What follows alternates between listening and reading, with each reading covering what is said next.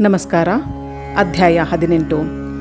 ಭಕ್ತಿ, ಧರ್ಮ, ಧ್ಯಾನ, ಯೋಗಗಳಿಗೆ ತವರು ಮನೆಯಂತಿರುವ ನಮ್ಮ ಭಾರತ ದೇಶದಲ್ಲಿ ಕೋಳೂರು ಎಂಬ ಹೆಸರಿನ ಗ್ರಾಮ ಹೊಂದಿದೆ.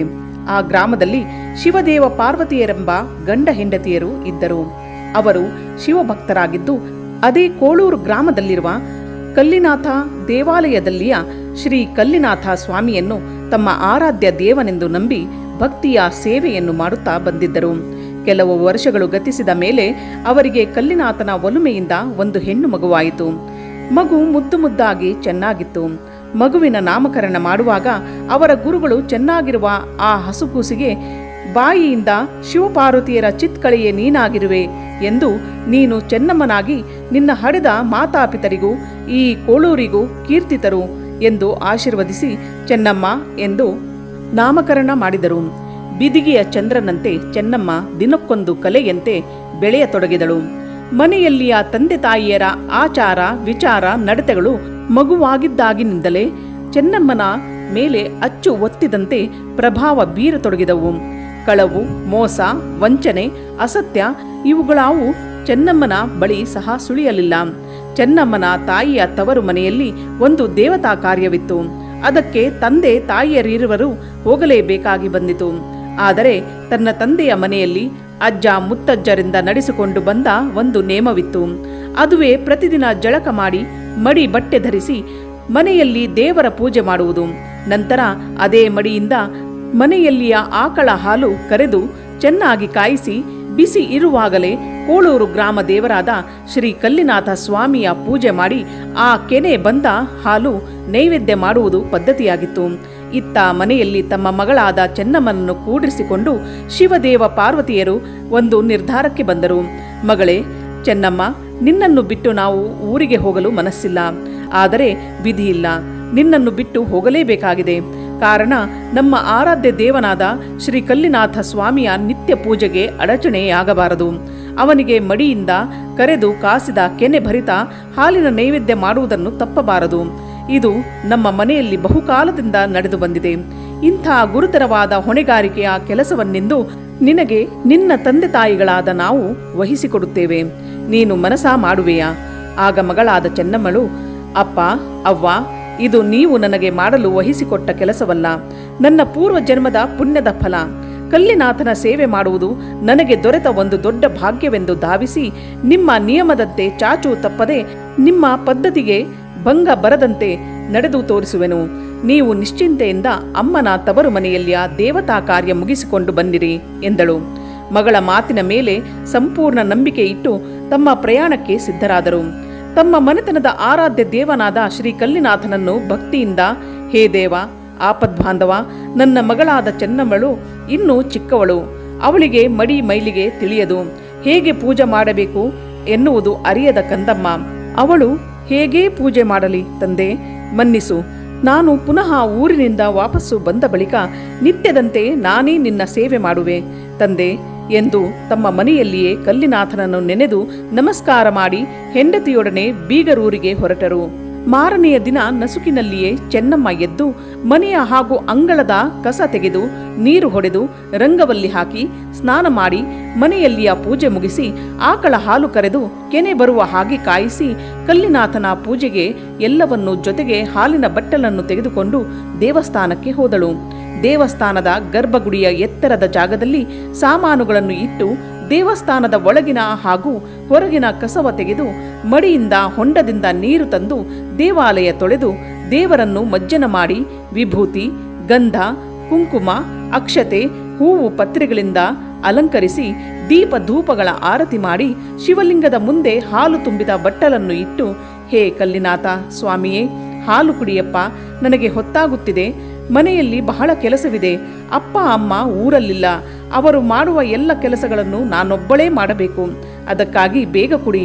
ಇಂದು ತಂದೆಯ ಬದಲು ಮಗಳು ಬಂದಿದ್ದಾಳೆಂದು ನಾಚಿಕೆಯೇ? ಹೇಳು, ನಾನು ಮರಿಯಲ್ಲಿ ನಿಲ್ಲುವೆ ಎಂದು ಪುಟ್ಟ ಹುಡುಗಿ ಚೆನ್ನಮ್ಮ ಗರ್ಭಗುಡಿಯ ಕಂಬದ ಹಿಂದೆ ಹೋಗಿ ನಿಂತಳು. ಸ್ವಲ್ಪ ಸಮಯ ಕಳೆದು ಬಂದು ನೋಡುತ್ತಾಳೆ, ಹಾಲು ಹಾಗೇ ಇದೆ. ಚೆನ್ನಮ್ಮನಿಗೆ ಸಿಟ್ಟು, ದುಃಖ ಒಮ್ಮೆಲೆ ಬಂದಿತು. ನನಗೆ ಬೇಕಾದಷ್ಟು ಕೆಲಸವಿದೆ, ಬೇಗ ಕುಡಿ ಎಂದರೆ ಕುಡಿಯಲಿಲ್ಲ. ಅಪ್ಪ ಬರಲಿ, ಎಲ್ಲವನ್ನು ಹೇಳಿ ನಿನಗೆ ಚೆನ್ನಾಗಿ ಮಾಡಿಸುವೆ. ಮನೆಯಲ್ಲಿಯ ಕಸ, ಆಕಳನ್ನು ಮೇಯಿಸುವುದು, ನೀರು ತರುವುದು ಹಾಗೇ ಇದೆ. ಹಾಲು ಹೆಚ್ಚಿಗೆ ಕಾದಿದೆಯೇ ಅಥವಾ ಕಡಿಮೆ ಕಾದಿದೆಯೇ? ಯಾವುದಕ್ಕೂ ಸುಮ್ಮನಿದ್ದರೆ ನನಗೆ ಹೇಗೆ ತಿಳಿಯಬೇಕು? ಬೇಗ ಹೇಳು ಕಲ್ಲಿನಾಥ ಸ್ವಾಮಿಯೇ, ನಾನು ಮಾಡಿದ ನಿನ್ನ ಸೇವೆ, ಪೂಜೆ ಮನಸ್ಸಿಗೆ ಬಂದಿಲ್ಲವೇ? ಬೇಗ ಹೇಳು ಕಲ್ಲಿನಾಥ. ಕಲ್ಲಿನಾಥ ಸ್ವಾಮಿಗೆ ಎಡೆ ಮಾಡಿಲ್ಲವೆಂದು ನನ್ನ ತಂದೆಗೆ ತಿಳಿದರೆ ಅವರು ನನ್ನನ್ನು ಚೆನ್ನಾಗಿ ಬೈಯುವುದಲ್ಲದೆ ಸಾಕಷ್ಟು ಹೊಡೆಯುತ್ತಾರೆ. ನನ್ನ ಅಪ್ಪನಿಂದ ನನ್ನನ್ನು ಹೊಡೆಯಿಸಿ ಬಯಸಿದರೆ ನಿನಗೆ ಸಂತೋಷವಾಗುವುದೇ? ಬೇಗ ಹೇಳು. ಮೊದಲು ಹಾಲು ಕುಡಿ, ನಾನು ದೂರ ನಿಲ್ಲುವೆ ಎಂದು ಗರ್ಭಗುಡಿಯ ಹೊರಗೆ ಬಂದು ತುಸು ಹೊತ್ತು ನಿಂತಳು. ಮತ್ತೆ ಬಂದು ನೋಡುತ್ತಾಳೆ, ಬಟ್ಟಲು ಇದೆ. ಬಟ್ಟಲಲ್ಲಿ ಹಾಲು ಹಾಗೇ ಇದೆ. ಹೇ ದೇವ, ನಿನ್ನ ಹಾಲಿನ ಮೇಲೆ ನನಗೆ ಆಸೆಯಿಲ್ಲ. ಹೇ ಕಲ್ಲಿನಾಥ, ಏಕೆ ಹಾಲು ಕುಡಿಯುವುದಿಲ್ಲ? ಹೇಳು. ನೀನು ಹಾಲು ಕುಡಿಯದಿದ್ದರೆ ನಾನು ಇಲ್ಲಿಯೇ ಸಾಯುತ್ತೇನೆ. ನಿನಗೆ ನನ್ನ ತಲೆಯನ್ನು ಅಪ್ಪಳಿಸುತ್ತೇನೆ ಅಂದಾಕೆಯೇ ಹಿಂದಕ್ಕೆ ಸೆರೆದು ರಭಸದಿಂದ ಮುಂದೆ ನುಗ್ಗಿ ಶಿವಲಿಂಗಕ್ಕೆ ಹಾಯ ಹೋದಳು. ಆಗ ಶಿವಲಿಂಗದಿಂದ ಕಲ್ಲಿನಾಥ ಸ್ವಾಮಿಯು ನಿಜ ರೂಪದಿಂದ ಕಾಣಿಸಿಕೊಂಡು ಮುದ್ದು ಚೆನ್ನಮ್ಮನನ್ನು ಹಿಡಿದು ಬಿಗಿದಪ್ಪಿಕೊಂಡು, ಚೆನ್ನಮ್ಮ, ನೀನು ಬಲು ಛಲವಾದಿ. ಕೊನೆಗೆ ನೀನೇ ಗೆದ್ದೆ. ಕೊಡು ಮಗು, ಹಾಲು ಕುಡಿಯುತ್ತೇನೆ ಎಂದನು. ಆಗ ಚೆನ್ನಮ್ಮಳು ಬಹಳ ಸಂತೋಷದಿಂದ ಕಣ್ತುಂಬಾ ನೀರು ತಂದು ಹಾಲಿನ ಬಟ್ಟಲನ್ನು ಕಲ್ಲಿನಾಥ ಸ್ವಾಮಿಯ ಕೈಗೆ ಕೊಟ್ಟಳು. ಶಿವನು ಬಟ್ಟಲು ತುಂಬಿದ ಹಾಲನ್ನು ಕುಡಿದನು. ಬಟ್ಟಲನ್ನು ಬರಿದು ಮಾಡಿ ಚೆನ್ನಮ್ಮನ ಕೈಗೆ ಕೊಟ್ಟನು. ಆಗ ಚೆನ್ನಮ್ಮನು ಶಿವನಿಗೆ, ತಾಳು ತಾಳು, ಹೀಗೆ ಬಂದು ಹಾಲು ಕುಡಿಯುವುದನ್ನು ಬಿಟ್ಟು ಸುಮ್ಮನೆ ನನ್ನನ್ನು ಕಾಡಿಸಿದೆ. ಅಪ್ಪ ಬರಲಿ, ಎಲ್ಲವನ್ನು ಹೇಳಿ ನಿನಗೆ ಚೀತು ಹಾಕಿಸುವೆನು, ನೋಡು ಆಗೇನು ಮಾಡುತ್ತಿ ಎಂದಾಗ ಕಲ್ಲಿನಾಥನು, ಇಲ್ಲ ಮಗಳೇ, ನಿನ್ನ ಅಪ್ಪಾಜಿಗೆ ಹೇಳಬೇಡ. ನೀನು ಹಾಲು ತುಂಬಿದ ಬಟ್ಟಲನ್ನು ತಂದು ಕುಡಿ ಕಲ್ಲಿನಾಥ ಎಂದಾಕ್ಷಣವೇ ಬಂದು ಹಾಲು ಕುಡಿದು ಹೋಗುತ್ತೇನೆ. ಆನಂದವೇ ಅಂದಾಗ ಚೆನ್ನಮ್ಮ, ಹಾಗೆ ಮಾಡು, ಹಠ ಹಿಡಿಯುವುದಿಲ್ಲ ತಾನೆ ಎನ್ನಲು ಕಲ್ಲಿನಾಥನು, ಇಲ್ಲಮ್ಮ ಇಲ್ಲ ಎನ್ನಲು, ಹೀಗೆ ಹೇಳು ಮತ್ತೆ ಎಂದು ಚೆನ್ನಮ್ಮಳು ನಗುತ್ತಾ ಪೂಜೆಯ ತಟ್ಟೆ, ಹಾಲಿನ ಬರಿ ಬಟ್ಟಲು ತೆಗೆದುಕೊಂಡು ಮನೆಗೆ ಹೊರಟಳು. ಇದೇ ಪ್ರಕಾರ ಚೆನ್ನಮ್ಮ ಪ್ರತಿ ದಿವಸವೂ ಮುಂಜಾನೆ ಮನೆಯಿಂದ ಬೇಗನೆ ಬಂದು ನಿತ್ಯದಂತೆ ದೇವಾಲಯದ ಕಸ ತೆಗೆದು ಕಲ್ಲಿನಾಥನ ಜಳಕ ಪೂಜೆ ಮಾಡಿಸಿ ಹಾಲು ಕುಡಿಸಿ ಸಂತೋಷದಿಂದ ಒಂದು ಕೈಯಲ್ಲಿ ಪೂಜಾ ಸಾಮಾನು, ಒಂದು ಕೈಯಲ್ಲಿ ಬರಿದಾದ ಹಾಲಿನ ಬಟ್ಟಲು ಹಿಡಿದುಕೊಂಡು ತನ್ನ ಮನೆಗೆ ಹೋಗುತ್ತಿದ್ದಳು. ಇದು ಚೆನ್ನಮ್ಮಳ ನಿತ್ಯದ ದಿನಚರಿಯಾಗಿತ್ತು. ಹೀಗಿರುತ್ತಿರಲು ಒಂದು ದಿವಸ ತನ್ನ ತಾಯಿಯ ತವರು ಮನೆಗೆ ದೇವತಾ ಕಾರ್ಯಕ್ಕೆ ಹೋಗಿದ್ದ ತಂದೆ ತಾಯಿಗಳು ಅಲ್ಲಿ ದೇವತಾ ಕಾರ್ಯ ಮುಗಿಸಿ ಮರಳಿ ಕೋಳೂರಿಗೆ ಬಂದರು. ಅವರು ಅದೇ ದಾರಿಯಲ್ಲಿ ಮನೆಗೆ ಬರುವಾಗ ತಮ್ಮ ಮಗಳಾದ ಚೆನ್ನಮ್ಮಳು ಒಂದು ಕೈಯಲ್ಲಿ ಪೂಜಾ ಸಾಮಾನು, ಮತ್ತೊಂದು ಕೈಯಲ್ಲಿ ಬರಿದಾದ ಹಾಲಿನ ಬಟ್ಟಲು ಹಿಡಿದುಕೊಂಡು ಬರುವುದನ್ನು ಶಿವದೇವನು ಪಾರ್ವತಮ್ಮನು ದೂರದಿಂದಲೇ ನೋಡಿದರು. ಮಗಳು ಸಮೀಪ ಬರುವಷ್ಟರಲ್ಲಿಯೇ ಶಿವದೇವನು, ಚೆನ್ನಮ್ಮ, ಎಲ್ಲಿಂದ ಬರುವೆ? ಇದೇನು ಕೈಯಲ್ಲಿ ಬರೀ ಬಟ್ಟಲು ಎಂದು ವಿಚಾರಿಸಲು ಏನೂ ತಿಳಿಯದ ಚಿಕ್ಕ ಹುಡುಗಿ ಚೆನ್ನಮ್ಮ ಮುಗುಳು ನಗೆಯಿಂದ, ಅಪ್ಪಾಜಿ, ಕಲ್ಲಿನಾಥನ ಜಳಕ ಪೂಜೆ ಮಾಡಿ ಹಾಲು ಕುಡಿಸಿ ಮನೆಗೆ ಹೋಗುತ್ತಿದ್ದೆ. ಅಷ್ಟರಲ್ಲಿ ನೀವು ಬಂದಿರಿ. ಅಜ್ಜಿ ಊರಿನಲ್ಲಿ ಎಲ್ಲರೂ ಕ್ಷೇಮವಾಗಿರುವರೆ? ಅಜ್ಜಿ ನನ್ನನ್ನು ಕೇಳದಳೇನವಾ ಎಂದು ತಾಯಿಯನ್ನು ಕೇಳುವಷ್ಟರಲ್ಲಿ ತಂದೆಯು ನಡುವೆಯೇ ಬಾಯಿ ಹಾಕಿ, ಏನು, ಕಲ್ಲಿನಾಥನಿಗೆ ಹಾಲು ಕುಡಿಸಿದೆಯಾ? ಅವನು ಹಾಲು ಕುಡಿದನೆ? ಕಲ್ಲು ದೇವರು ಎಂದಾದರೂ ಹಾಲು ಕುಡಿಯುವುದೇ? ಅದಕ್ಕೆ ಬಟ್ಟಲು ಹಿಡಿಯಲು, ಕೈಗಳು ಹಾಲು ಕುಡಿಯಲು ಬಾಯಿ ಎಲ್ಲಿಂದ ಬರಬೇಕು? ಇದರಲ್ಲೇನೋ ಮೋಸ ಮಾಡುತ್ತಿರುವಿ. ಮೊದಲು ಮನೆಗೆ ನಡೆ, ದಾರಿಯಲ್ಲಿ ಏನು ಮಾತನಾಡುವುದು ಅನ್ನುತ್ತಾ ಮೂವರು ಮನೆಗೆ ಬಂದರು. ಅಜ್ಜಿಯು ಚೆನ್ನಮ್ಮಳಿಗೆ ಕೊಡಿಸಿದ್ದ ಆಟಿಗೆ ಸಾಮಾನುಗಳನ್ನು, ಮಿಠಾಯಿಗಳನ್ನು ಚೆನ್ನಮ್ಮನ ತಾಯಿ ಪಾರ್ವತಿಯು ಗಂಟು ಬಿಚ್ಚಿ ಇಡಹತ್ತಿದಳು. ತಂದೆ ಶರಟು ಬಿಚ್ಚಿ ಕೈಕಾಲು ಮುಖ ತೊಳೆದುಕೊಂಡು ಬಂದು ಕುಳಿತನು. ಮಗಳಾದ ಚೆನ್ನಮ್ಮಳನ್ನು ಹತ್ತಿರ ಕರೆದು, ಈಗ ಹೇಳು, ಬಟ್ಟಲು ತುಂಬ ಒಯ್ದ ಹಾಲನ್ನು ಏನು ಮಾಡಿದೆ? ಹಾಲು ಒಯ್ಯದೆ ಬರೀ ಬಟ್ಟಲನ್ನೇ ಒಯ್ದು ತರುತ್ತಿರುವೆಯೋ ಅಥವಾ ದಾರಿಯಲ್ಲಿ ನೀನೇ ಕುಡಿದು ಬರೀ ಬಟ್ಟಲನ್ನು ಗುಡಿಗೆ ಒಯ್ಯುತ್ತಿರುವೆಯೋ? ಎಡೆಗೆಂದ ಹಾಲನ್ನು ಎಲ್ಲಿಯಾದರೂ ಚೆಲ್ಲಿ ಬರುತ್ತಿರುವೆಯೋ? ಹೇಳು, ಕಲ್ಲು ದೇವರು ಎಂದಾದರೂ ಹಾಲು ಕುಡಿದಿತ್ತೆ? ನಮಗೇಕೆ ಹೇಳುವೆ ಸುಳ್ಳು? ಬೇಗ ಹೇಳು, ಹಾಲನ್ನು ಏನು ಮಾಡಿ ಬರುವೆ ಎಂದು ಸಿಟ್ಟಿನಿಂದ ಕಣ್ಣು ಕೆಂಪಗೆ ಮಾಡಿ ಎಡೆಬಿಡದೆ ಪ್ರಶ್ನೆಗಳನ್ನು ಕೇಳಹತ್ತಿದನು. ಮಗಳಾದ ಚೆನ್ನಮ್ಮಳು ತಂದೆಯು ಸಿಟ್ಟಿಗೆದ್ದದನ್ನು ಕಂಡು ಭಯದಿಂದ ನಡುಗುತ್ತಾ, ಇಲ್ಲ ಅಪ್ಪಾಜಿ, ನಿಜವಾಗಿಯೂ ನೀನು ಹೇಳಿದಂತೆ ದಿನಾಲು ನಸುಕಿನಲ್ಲಿ ಎದ್ದು ಸ್ನಾನ ಮಾಡಿ ದೇವರ ಪೂಜೆ ಮಾಡಿ ಮಡಿಯಿಂದ ಹಾಲು ಕರೆದು ಕೆನೆ ಬರುವಂತೆ ಕಾಯಿಸಿಕೊಂಡು ಬಟ್ಟಲ ತುಂಬ ಹಾಲು ಒಯ್ದು ಕಲ್ಲಿನಾಥನನ್ನು ಮೈ ತೊಳೆದು ಪೂಜಿಸಿ ಹಾಲು ಕುಡಿಸಿ ಬರುವೆನು. ಇದನ್ನು ಕೇಳಿದ ಶಿವದೇವನಿಗೆ ಕೌತುಕವೂ ಕೋಪವೂ ಒಟ್ಟಿಗೆ ಬಂದಿತು. ಥೂ ಹುಚ್ಚಿ, ಹೆಚ್ಚಿಗೆ ಮಾತನಾಡಬೇಡ. ದೇವರಿಗೆ ಎಡೆ ಮಾಡಿದ ಹಾಲನ್ನು ನೀನೇ ಕುಡಿದೆಯೋ, ಎಲ್ಲಿಯಾದರೂ ಚೆಲ್ಲಿ ಬರುವೆಯೋ ತಂದೆಯೋ ಎನ್ನಲು ದುಃಖಿಸುತ್ತಾ ಚೆನ್ನಮ್ಮಳು, ಇಲ್ಲ ಅಪ್ಪಾಜಿ, ನಿಜವಾಗಿಯೂ ಕಲ್ಲಿನಾಥನಿಗೆ ಹಾಲು ಕುಡಿಸಿ ಬಂದಿರುವೆ. ಬೇಕಾದರೆ ನಾಳೆ ಹೋಗಿ ನೀನೇ ಕೇಳು, ನನ್ನ ಮಗಳು ನಿನಗೆ ಹಾಲು ಕುಡಿಸಿದ್ದಾಳೋ ಇಲ್ಲವೋ ಎಂದು ಗಟ್ಟಿ ಮನಸ್ಸಿನಿಂದ ಹೇಳಲು, ಆಗ ಶಿವದೇವನು, ಹಾಗೆ ಆಗಲಿ, ಆದರೆ ನಾನು ಕಲ್ಲಿನಾಥನನ್ನು ಕೇಳುವುದಿಲ್ಲ, ನಿನ್ನ ಹಿಂದೆಯೇ ಬರುತ್ತೇನೆ. ನಾಳೆಯೂ ನೀನೇ ಪೂಜೆ ಮಾಡಿ ಕಲ್ಲಿನಾಥನಿಗೆ ಹಾಲು ಕುಡಿಸುವುದನ್ನು, ಕಲ್ಲಿನಾಥನು ಹಾಲು ಕುಡಿಯುವುದನ್ನು ನಾನು ಕಣ್ಣಾರೆ ನೋಡಬೇಕು. ಒಂದು ವೇಳೆ ಕಲ್ಲಿನಾಥನು ನಿನ್ನಿಂದ ಹಾಲಿನ ಬಟ್ಟಲು ಇಸಿದುಕೊಂಡು ಹಾಲು ಕುಡಿಯದಿದ್ದರೆ ನಿನಗೆ ಎಂಥ ಶಿಕ್ಷೆ ಕಾದಿದೆ ಅನ್ನುವುದನ್ನು ಆಮೇಲೆ ಹೇಳುತ್ತೇನೆ ಎಂದು ಸುಮ್ಮನಾದನು. ಮಾರನೆಯ ದಿವಸ ಎಂದಿನಂತೆ ಚೆನ್ನಮ್ಮ ಮನೆಯ ಕೆಲಸ ಮುಗಿಸಿ ಮಡಿಯಿಂದ ಪೂಜಾ ಸಾಮಾನುಗಳನ್ನು, ಕಾಸಿದ ಹಾಲಿನ ಬಟ್ಟಲನ್ನು ಹಿಡಿದುಕೊಂಡು ತಂದೆಯ ಮುಂದೆ ನಡೆದಳು. ಅವಳ ನಡಿಗೆಯಲ್ಲಿ ಮನದಲ್ಲಿ ನಿರ್ಧಾರ ತುಂಬಿತ್ತು. ಮಗಳ ಹಿಂದೆ ತಂದೆಯಾದ ಶಿವದೇವನು ಮಗಳು ಹೇಳುವುದು ಸತ್ಯವೋ ಸುಳ್ಳೋ ಎಂದು ಪರೀಕ್ಷಿಸಲು ನಿರ್ಧರಿಸಿ ಹೊರಟಿದ್ದನು.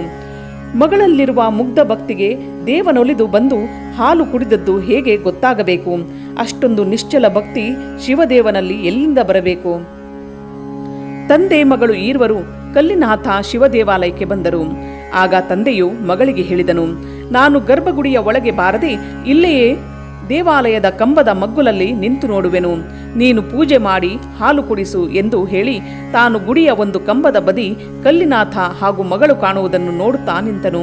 ಮುಗ್ಧ ಚೆನ್ನಮ್ಮ ಗುಡಿಯ ಒಳಗೆ ಹೋಗಿ ಎಂದಿನಂತೆ ಗುಡಿಯ ಕಸ ತೆಗೆದು ಕಲ್ಲಿನಾಥನ ಮೇಲೆ ಪತ್ರಿ ಹೂವು ತೆಗೆದು ಸ್ನಾನ ಮಾಡಿಸಿ ವಿಭೂತಿ, ಗಂಧ, ಕುಂಕುಮ, ಹೂವು, ಪತ್ರಿ ಏರಿಸಿ ದೀಪ ಧೂಪ ಬೆಳಗಿ ಕೆನೆಭರಿತ ಹಾಲಿನ ಬಟ್ಟಲನ್ನು ಕಲ್ಲಿನಾಥನ ಮುಂದೆ ಇಟ್ಟು, ಹೇ ದೇವ ಕಲ್ಲಿನಾಥ, ಬೇಗ ಬಂದು ಈ ಹಾಲು ಕುಡಿ. ನನ್ನ ಮೇಲೆ ಸಂಶಯ ಬಂದನ್ನು ದೂರ ಮಾಡು. ನನ್ನ ತಂದೆಗೆ ನಾನು ನಿನಗೆ ಹಾಲು ಕುಡಿಸುವುದು ಸುಳ್ಳು ಎಂದು ಬಂದ ಸಂಶಯ ನಿವಾರಣೆ ಮಾಡು. ಬೇಗ ಬಾ ನನ್ನಪ್ಪ, ಹಾಲು ಕುಡಿ ಎಂದು ಒಂದೇ ಸಮನೆ ಹಲುಬ ಹತ್ತಿದಳು. ಆದರೆ ಕಲ್ಲಿನಾಥನು ಕಲ್ಲಾಗೇ ಇದ್ದನು. ಇದನ್ನು ನೋಡಿದ ಶಿವದೇವನಿಗೆ ಮಗಳ ಮೇಲೆ ಬಹಳಷ್ಟು ಕೋಪ ಬಂದಿತು. ಆದರೆ ಶಿವನಿಗೆ ಕೋಳೂರು ಕೂಸಾದ ಚೆನ್ನಮ್ಮನ ಮುಗ್ಧ ಭಕ್ತಿ ತಂದೆ ತಾಯಿಗಳಿಗೂ ಜನರಿಗೂ ಲೋಕಕ್ಕೂ ತಿಳಿಯಲಿ ಎಂದು ಕಲ್ಲಿನಾಥನು ಜಡವಾಗಿದ್ದನು. ಕಲ್ಲಿನಾಥ, ಹಾಲು ಕುಡಿ, ಮೊನ್ನೆ ತಾನೇ ನೀನು ಕರೆದಾಗ ಬಂದು ಹಾಲು ಕುಡಿದು ಹೋಗುವೆ ಎಂದು ಮಾತು ಕೊಟ್ಟಿದ್ದಿ. ನಿನ್ನ ಮಾತಿಗೆ ಬೆಲೆ ಇಲ್ಲವೇ? ನಿನ್ನ ನುಡಿ ಹುಸಿಯೇ? ಹೇಳು ದೇವ, ಬೇಗ ಹೇಳು. ತಡ ಮಾಡದೆ ಬಂದು ಹಾಲು ಕುಡಿದು ನನ್ನ ತಂದೆಯ ಮನಸ್ಸಿಗೆ ನೆಮ್ಮದಿಯನ್ನು ಕೊಡುದೇವ ವಿಧ ವಿಧವಾಗಿ ಬೇಡಿಕೊಳ್ಳ ಹತ್ತಿದಳು. ಕಲ್ಲಿನಾಥನ ಮೂರ್ತಿಯು ಕಲ್ಲಾಗೇ ಉಳಿದಾಗ ಕುಪಿತನಾದ ಶಿವದೇವ ದೇವಾಲಯದ ಮೂಲೆಯಲ್ಲಿ ಬಿದ್ದಿದ್ದ ಉದ್ದನೆಯ ಬಿದಿರಿನ ತುಂಡೊಂದನ್ನು ನೋಡಿದನು. ತಕ್ಷಣವೇ ಹೋಗಿ ಅದನ್ನು ತೆಗೆದುಕೊಂಡು ತನ್ನ ಮಗಳಿಗೆ ಜೋರಾಗಿ ಬಡಿಯಬೇಕೆಂದಾಗ ಶಿವಲಿಂಗದಿಂದ ಶಿವನು ಪ್ರಕಟಗೊಂಡು ತನ್ನ ಕೈಗಳಿಂದ ಹಾಲು ತುಂಬಿದ ಬಟ್ಟಲನ್ನು ಎತ್ತಿ ಘಟಘಟನೆ ಕುಡಿದು ಬರಿದಾದ ಬಟ್ಟಲನ್ನು ಚೆನ್ನಮ್ಮನ ಕೈಗೆ ಕೊಟ್ಟನು. ಇದೆಲ್ಲವನ್ನು ನೋಡಿದ ಶಿವದೇವನಿಗೆ ಕೈಕಾಲುಗಳು ಚಲಿಸಲಿಲ್ಲ. ಬಾಯಿಯಿಂದ ಒಂದು ಶಬ್ದವೂ ಬರದಾಯಿತು. ತೆರೆದ ಕಣ್ಗಳಿಂದ ನೋಡುತ್ತಾ ಬೆರಗಾಗಿ ನಿಂತು ಬಿಟ್ಟನು. ತುಸು ಸಮಯ ಕಳೆದ ನಂತರ ಚೇತರಿಸಿಕೊಂಡು ಮಗಳ ಭಕ್ತಿಗೊಲಿದ ಶಿವನನ್ನು ಮತ್ತು ಮಗಳನ್ನು ಅಪ್ಪಿಕೊಳ್ಳಲು ಕೈಯಲ್ಲಿನ ಕೋಲನ್ನು ಒಗೆದು ಗರ್ಭಗುಡಿಯೊಳಗೆ ಧಾವಿಸಿ ಬರುವಷ್ಟರಲ್ಲಿ ಕಲ್ಲಿನಾಥನಾದ ಶಿವನು ಕೋಳೂರಿನ ಕೊಡರಾದ ಕೂಸನ್ನು ಅಪ್ಪಿಕೊಂಡು ಕಲ್ಲಿನಾಥ ಶಿವಲಿಂಗದ ಮೂರ್ತಿಯಲ್ಲಿ ಐಕ್ಯನಾದನು. ಆಗ ತಂದೆ ಶಿವದೇವನು, ಅಯ್ಯೋ ಮಗಳೇ, ಕೋಳೂರ ಕೂಸೆ, ಕೋಳೂರ ಕೊಡಗೂಸೆ ಎಂದು ಹಲಬುತ್ತಾ ಮಗಳನ್ನು ಮುಟ್ಟಬೇಕು, ಹಿಡಿಯಬೇಕೆಂದು ಕೈ ಚಾಚಿದಾಗ ಕೇವಲ ಕೂಸಿನ ತಲೆಯ ಕೂದಲುಗಳು ಮಾತ್ರ ಇವನ ಕೈಗೆ ಎಟಕಿದವು. ತಂದೆಯು ಸ್ಪರ್ಶವಾದ ಕೂಡಲೇ ಆ ಕೂಸಿನ ಕೇಶಗಳು ಕಲ್ಲಿನಾಥ ಶಿವಲಿಂಗದ ಮೇಲ್ಭಾಗದಲ್ಲಿ ಹಾಗೇ ಉಳಿದವು. ಅವಾಗೆ ಉಳಿದ ಕೂದಲು ಇಲ್ಲಿಯವರೆಗೂ ಇವೆ, ಮುಂದೆಯೂ ವಿರಾಜಮಾನವಾಗಿರುತ್ತದೆ. ತಂದೆಯ ಬಾಯಿಯಿಂದ ಬಂದ ಶಬ್ದ, ಕೋಳೂರಿನ ಕೊಡಗೂಸು ಕಲ್ಲಿನಾಥನಲ್ಲಿ ಐಕ್ಯವಾದಳು. ಮೂರ್ತಿ ಅಳಿದರೂ ಕೊಡಗೂಸಿನ ಕೀರ್ತಿ ಉಳಿಯಿತು, ಅಜರಾಮರವಾಯಿತು. ಇಲ್ಲಿಗೆ ಅಧ್ಯಾಯ 18 ಮುಗಿಯಿತು.